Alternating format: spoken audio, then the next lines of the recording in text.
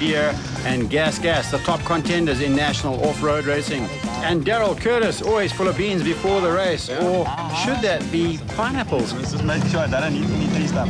Yeah, I think so too, because your foot might get enough. Yeah, I know. I tell you what, it's bloody sore news there too. Daryl, second off the grid today. How do you see yourself going? Well, it's going to be a difficult day today. We're doing 2 long laps. I think the fittest guy at the end of the day is going to come through. Alfie's starting about 40 seconds in front of me, and then I've got the madman Clayton behind me about 4 seconds. And I know he's just going to try and catch me as soon as he can, so the race is on. I think today will be quite interesting. Like as you speak, it's raining a bit, so I think they'll make it quite interesting. But I think we're in Natal, so it's a bit on the Natal side, but I think the guys are going to be there, so it's going to be a hard day. Me and Alfie, Daryl, Arthur too, he's here, he knows what's happening here, so I think it's going to make it a real interesting day. Alfie, first in time trial, how do you see yourself today? Well, it's always an advantage to win the time trial and go into the next day starting in front, because it's the middle of winter, it's very dry and dusty, and to use the dust to my advantage, just like the desert race. Clayton was also in the lead there, and the dust was incredible. And I think, yesterday I saw there was a lot of dust. So I'm happy to be starting in front, and hopefully I can set the pace and have no problems today, and just try and have a safe race all the way to the end. And the quad class, as always, hotly contested between Yamaha and Bombardier. I'm pretty excited about the move. I think things are going to be better. Our pits, our support is going to be great, and I'm really looking forward to the new bike. Racing today, riding a different bike. It's going to take a few Ks to get used to, but I think for Gas and everyone else, I'm going to try my best, and I hope everything goes well. Cornell, winner of the desert, off 6th today. How do you see it going? Well, this is completely different to the desert. We didn't have all that a good time trial, so we've got some work to do today, but I'm looking forward to it, and we'll take it one step at a time. Down on the start line, the riders ready themselves for the big Queen Pineapple off-road race. The series has been hotting up of late, and Clayton Enston has been on a roll. Ivor van Kraan, Two Wheels cameraman, is up in the helicopter. And always time for a quick relief before the race. It's going to be a long, dusty day out there. They're starting off on the airstrip, and first man away, Alfie Cox, on the big 4-stroke KTM. First in yesterday's time trial, and immediately 160 k's per hour. Wildman Daryl Curtis on the gas gets away some 40 seconds behind. And just 4 seconds behind him, Clayton Enston gets away on the Hluhluwe Yamaha. The riders are starting as they finished yesterday's time trial. This is Hluhluwe, local man on the new Hluhluwe, and right next to him, Andrew Ogden on a 200cc KTM.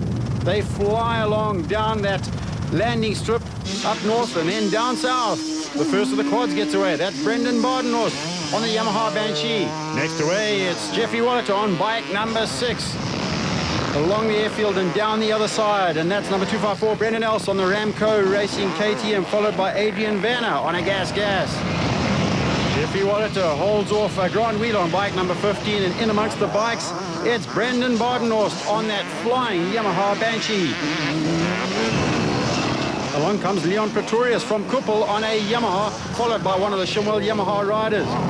125s, 200s, 250s, and open bikes mixed up with the quads. They're all flying along through the pineapple field of Hluhluwe. Out front, Alfie Cox has already been caught. It looks like Daryl Curtis is on his tail. Does Alfie have a problem? The word from the pit area is that his handlebars have come loose. Paul Komsa flies along in second place in the quad class.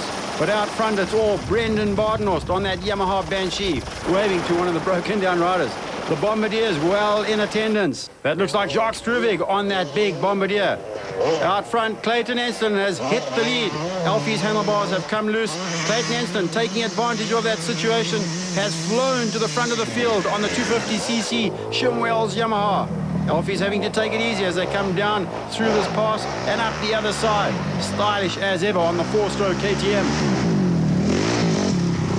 Great sound emitted from that bike. Another 4-stroke comes through the forest. That is Graham McLaughlin. Switched over to KTM now with the Millimore Racing team. Good run from Graham now that he's on a 4-stroke motorcycle. Obviously enjoys the pineapple fields around Hluhluwe area. And that's Elmer Simons on a 250 KTM flying along. Daryl Curtis has slipped down the field on the gas. Does he have a problem? It looks like he's flying along at the moment, though. Perhaps he got lost a little bit earlier in those pineapple fields. And Brian Bonter-Koenig in the 200cc class with his gas has got his hands full. Barry Creel, they touch handlebars. Creel gets past him as they head off down that dirt road. Clayton Ensters shows us why he's leading the South African Championship. Alfie Cox goes through a checkpoint on the big KTM and heads off back towards the Pineapple Fields. And that's Elmer Simons. Great start from him on the 250cc KTM. And Daryl Curtis on the gas gets on the gas, puts it on the back wheel, leaping away from our helicopter, doing over 170 k's per hour through the fields. Barry Creel leads the 200 class on bike number 3. And this is Rian van Niekerk further down the field than he would like to be on bike number 252. Andrew Ogden, second in the 200cc class, having a good run of late. He did well in the desert race just 2 weeks ago. Whoa, great start from Jeffrey Wallet on that KTM. He gets it in the air and sideways in the 200s. And this is Lance Trethewey, local man on the Hluhluwe, enjoying life on the big 4-stroke. The Hluhluwe comes standard with electric start, which does make life easier should you stall or fall over. Now here's a man who doesn't stall or fall over. In fact, he's into the fuel stop. That's Alfie Cox on the big KTM. Now they have to tighten those handlebars. Daryl Curtis just ahead of him gets away on the big gas. And that looks like a Rian van Niekerk on bike number 252. And into the pit stop area comes Lance Trethewey. Away goes van Niekerk after a quick pit stop and a refuel. Number 262, that is Brendan Crooks on the Millimore KTM. And Brandon Else flies in for his refuel stop on bike number 254. Brendan Badenhorst, the leader of the quad class, showing us why he is the champion in this class. And along comes Jacques Struvig on the Bombardier. The big 4-stroke has closed up a lot of ground on the leader, Brendan Badenhorst, and we can see why this is a powerful machine. And that's Paul Komsa on a Yamaha Banshee. Take a listen to that twin-cylinder Yamaha as he flies through that gate. Hilton Hayward on the Shimwell's Yamaha. He would hope to be higher up the field than that. That's Gerald Bass on KTM number 98, heading down towards that refuel area.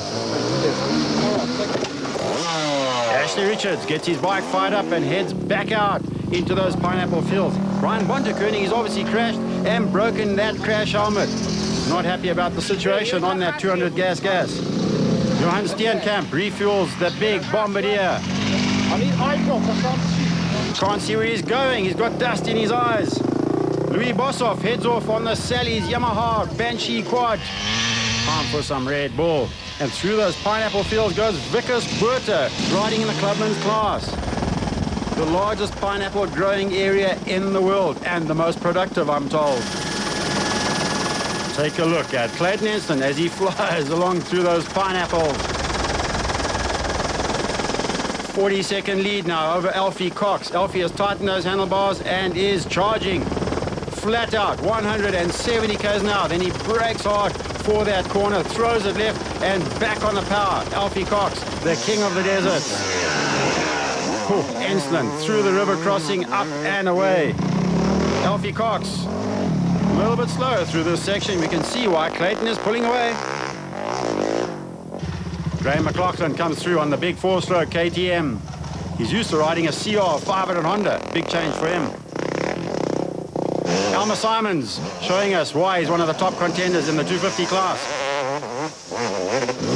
Daryl Curtis, the wild man on the gas.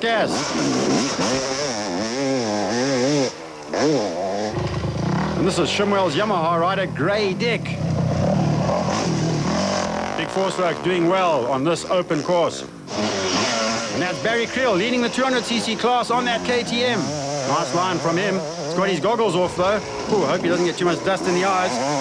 Rian van Niekerk flies through on the gas. And a greeting from Andrew Ogden. Second in those 200s. And that's Jeffrey Wallet chasing hard after Ogden. We're down towards the finishing area and he's got to close up on him. Ooh, Brandon Else hard on the back brake through that river section. Great camera shots from our cameraman Andrew Mulligan, and that's Lance Trethewey, the local man with local knowledge. He knows where he's going.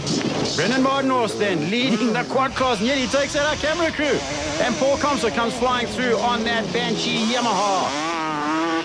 Expansion Chambers down at the finishing area. They are waiting for the leaders. And that's Cornell de Villiers doing well in the quad class, chasing hard after Badenhorst. Carl Wickman lying third in that class, right down towards the finishing area, showing us why the Yamaha Raptors are so fast. The finish of the Hluhluwe Queen Pineapple Off-Road Race. Clayton Enslin comes flying in. Congratulations from his crew. And second place to Alfie Cox on KTM bike number 500. The marking was good, made this race was really awesome, but Alfie was pushing the rest of the day, but it was just really good. Had the helicopters out there today, pit crews, spectators could follow the whole race, so it made it really interesting. It was fun, really good.